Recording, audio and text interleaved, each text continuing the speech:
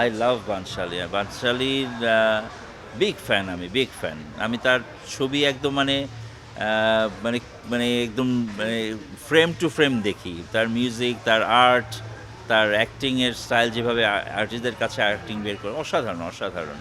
But আমার যদি বলেন যে মানে সত্যিকারের ইন্সপিরেশন যদি বলেন আমি আমাদের উপমহাদেশের মধ্যে, হ্যাঁ, বাংলা বা India, that is one and only Satyajit রে। ওটার একদম একদমই তাই।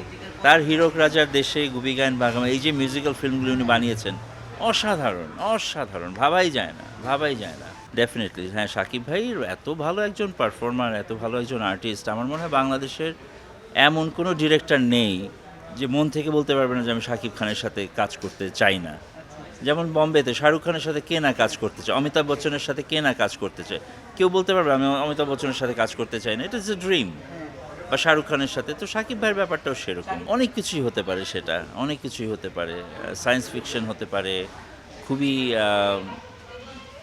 গ্রামের কিছু হতে পারে, হ্যাঁ। বাট আমার দুইটা গল্প মাথায় আছে যেখানে আমি শাকিব ভাই কে চিন্তা করে রেখেছি, বাট জানি না ওটা অনেক বড় বাজেটের ব্যাপার, অনেক বড় বাজেটের কাজ সেটা, সেটা বাইরের ফাইন্যান্স ছাড়া সম্ভব না আসলে, এবং বাইরের সাথে কোলাবোরেশন করলেই সম্ভব, হ্যাঁ, এত বড় ইসের। বাট ওখানে শাকিব ভাই ছাড়া আমি অন্য কাউকে চিন্তাই করতে পারি না আসলে, এবং ওটা যদি ওই বাজেট না পাই ওই কাজটা কোনোদিন করবও না আসলে। না, আমি যেমন ফুলসেল ইউনিভার্সিটি থেকে আমি গ্র্যাজুয়েশন করেছি মিউজিক প্রোডাকশনের উপরে। ফুলসেল ইউনিভার্সিটিটা কিন্তু টোটালটা মিডিয়া ইউনিভার্সিটি। সো আমার যে ফ্রেন্ডরা ছিল আমেরিকাতে, ফ্লোরিডাতে, সো ওটার উপরে আমি আমি মিউজিকের উপরে আমি ব্যাচেলার্স অফ সায়েন্স করেছি আর কি, মিউজিক প্রোডাকশনের উপরে। তো আমার সেই সারাউন্ডেড ফ্রেন্ডরা, কেউ হয়তো এডিটার, কেউ হয়তো ফিল্ম ডিরেক্টর, কেউ সিনেমাটোগ্রাফার, তো 24 ঘন্টা ওদের সাথেই কাটাতাম, হ্যাঁ। ওদের দেখা গেল শর্ট ফিল্মে মিউজিক করছি, স্টুডেন্ট ফিল্মের মধ্যে আমি মিউজিক করছি, এবার শুটিংয়ে গিয়ে হয়তো বা আমি একটু ওদেরকে হেল্প করছি, হ্যাঁ, মানে বোর্ড ধরে আছি, হ্যাঁ, বা স্টোরি বোর্ডে সাহায্য করছি। তো এটা করতে করতে একটা সুন্দর একটা অভিজ্ঞতা হয়েছিল। আর তাছাড়া একদমই ছবি শুটিংয়ের আগে আমি, হ্যাঁ, ডেফিনেটলি আমি কিছু ফুল সেলেরই কিছু অনলাইন কোর্স আমি করেছি।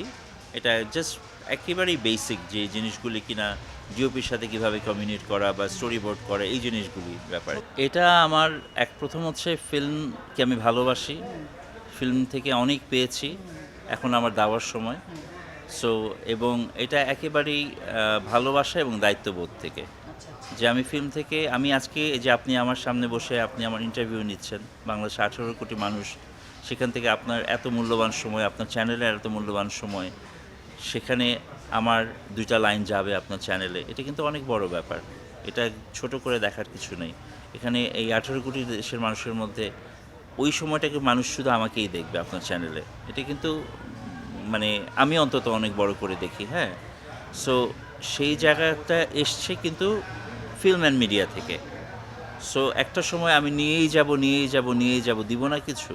একটা বৃক্ষ তো প্রকৃতি থেকে আলো বাতাস নেওয়ার পরে সে ফল দেয়।